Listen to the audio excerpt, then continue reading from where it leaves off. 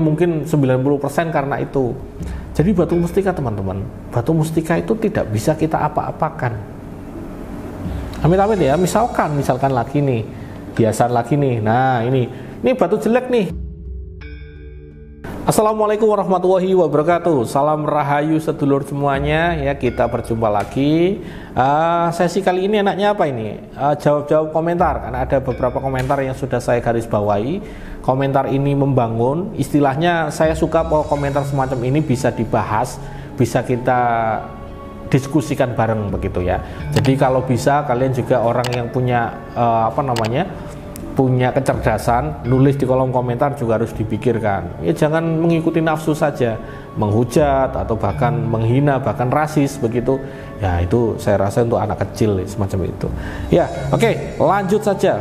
Ini ada komentar yang bagus dari Bapak Agus Pituk 56666. Salam Ki, saya sering dikasih batu mustika, tapi setelah dijadikan cincin gak pernah awet, hilang mulu. Mustikanya ada kali ya sekitar 10-an lah katanya dia. Batu mustika itu dijadikan cincin dan saya pakai hilang melulu satu persatu. Itu kenapa ya Ki? Apakah berbuat yang tidak baik itu dilarang?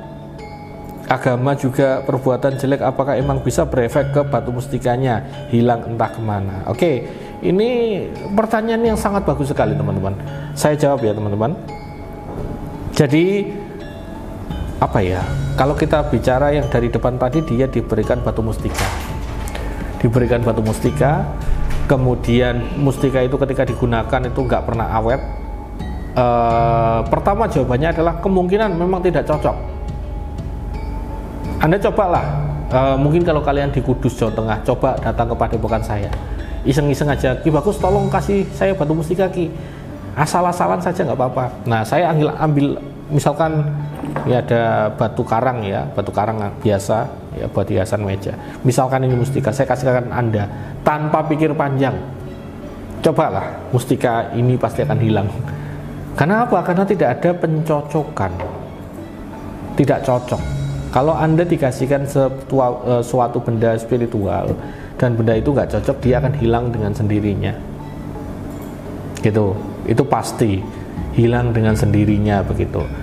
Nah bisa jadi semacam itu. Nah mustika yang cocok itu bagaimana? Harus ada proses pencocokan, nama lengkap, tanggal lahir, atau minimal orang yang mau memberikan kepada Anda itu pernah berjabat tangan lama untuk merasakan energi Anda. Cocok nggak sama batu mustika yang akan saya berikan? Ibaratnya salaman ini adalah ngikat batin. Itu ijab qabul gitu loh teman-teman. Ada proses penyetaraan energi. Nah itu yang harus diketahui. Itu kalau ini ya, kalau cocok atau tidak. Tapi di Pak Agus tadi mengatakan setelah saya buat cincin, mustika itu hilang Ki satu persatu. Lah mungkin juga, dan ini sangat mungkin sekali ya, bukan berapa persen, tapi mungkin 90% karena itu. Jadi batu mustika teman-teman, batu mustika itu tidak bisa kita apa-apakan. Amit-amit ya, misalkan lagi nih, hiasan lagi nih. Nah ini batu jelek nih, batu karang. Misalkan ini adalah sebuah batu mustika. Misalkan ya, ini sebuah batu mustika. Saya berikan kepada Anda. Loh kok bentuknya jelek? Coba ini saya gerinda, kemudian saya jadikan kalung, saya potong di sini, kemudian saya jadikan cincin, jadikan mata cincin, kan kelihatan bagus tuh. Tapi itu tidak boleh, itu larangan. Batu mustika itu tidak boleh diapa-apakan teman-teman. Bentuknya kusem ya sudah, itu kusem. Nggak bisa kalian, saya punya cincin mustika misalkan, di sana kan ada kotak penyimpanan mustika saya. Saya punya mustika yang kusem banget. Nah ketika itu andai kata Anda ambil cocok dengan Anda, kusem itu nggak boleh dihilangkan. Misalkan Anda gosok biar mengkilap, nggak boleh, biarkan begitu saja. Apalagi sampai kalian memotong, menghilangkan sedikit biar masuk ke dalam cincin, itu adalah larangan besar. Benda spiritual akan hilang energinya, begitu loh. Jadi komponen di dalam batu mustika itu ya kompleks teman-teman. Bukan seperti batu akik. Batu akik kalian apa-apakan terserah, tapi batu mustika itu adalah yang membedakan adalah energinya. Kalau wadah dari energi tersebut kalian potong, kalian gosok, kalian hilangkan, ya sudah, energinya pasti akan hilang.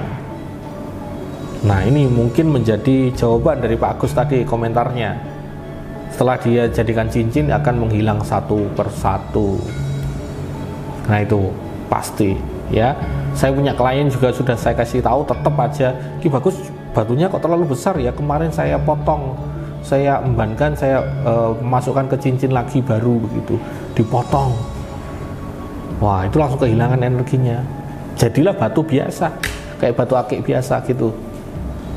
Jadi gitu ya teman-teman pembedaannya. Mustika tidak bisa diapa-apakan. Kemudian tadi mengatakan juga mungkin nggak Ki Bagus karena saya melanggar aturan agama atau apa begitu, kemudian kehilangan energinya. Jadi gini, kita semuanya adalah manusia yang punya aturan. Saya, Anda, atau kita semuanya. Keyakinan kita masing-masing sama dan ada yang berbeda. Ada yang Islam, ada yang Protestan, ada yang Kristen atau Katolik, kemudian ada yang Konghucu, Buddha, Hindu dan lain sebagainya. Kan banyak tuh, ya kan? Pasti punya aturan hukum yang berbeda-beda. Saya pribadi ketika ada klien yang jujur ada datang ke Jakarta itu ngomong gini, Ki Bagus, saya kan posisinya adalah seorang direktur, saya pakai ageman mustika dari Ki Bagus, tapi budaya di direktur dan jajaran-jajaran petinggi itu kalau ada pesta Ki, kita harus minum minuman keras, kita harus ada di klub malam, itu hal yang wajar. Nah itu gimana Ki Bagus? Saya hanya memberitahu bahwa ya betul itu memang dilarang Pak kalau dalam agama. Ya saya mengatakan itu nggak baik. Tapi saya nggak bisa menyalahkan karena saya hanya manusia biasa. Cuma hanya bicara saja. Kemudian kalau mau diikuti monggo.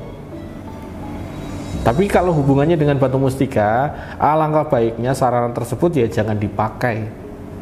Ditinggalkan saja di rumah, disimpan dulu. Jadi itu tidak ada sangkut pautnya. Ya, keimanan seseorang itu urusannya ya memang sama Tuhan mereka masing-masing di setiap kepercayaan.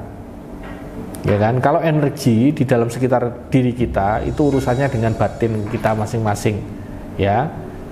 Tentang lingkungan, tentang kita bersikap dan lain sebagainya. Itu yang membedakan begitu teman-teman. Bahkan ada yang murid saya terang-terangan, Bagus, saya kan punya tasbih wali dari panjenengan. Tasbih wali ini saya pakai zikiran, selalu saya bawa Ki. Tapi ya saya kan memang anak muda Jakarta Ki. Nah, kalau saya ke klub malam gimana? Ya gitu aja kok ditanyakan, saya mengatakan gitu. Harusnya kan kalau kalian berbuat tercela, ya katakanlah ke klub malam, masa bawa tasbih di sana kan ya nggak etis. Ditinggal aja di rumah dulu.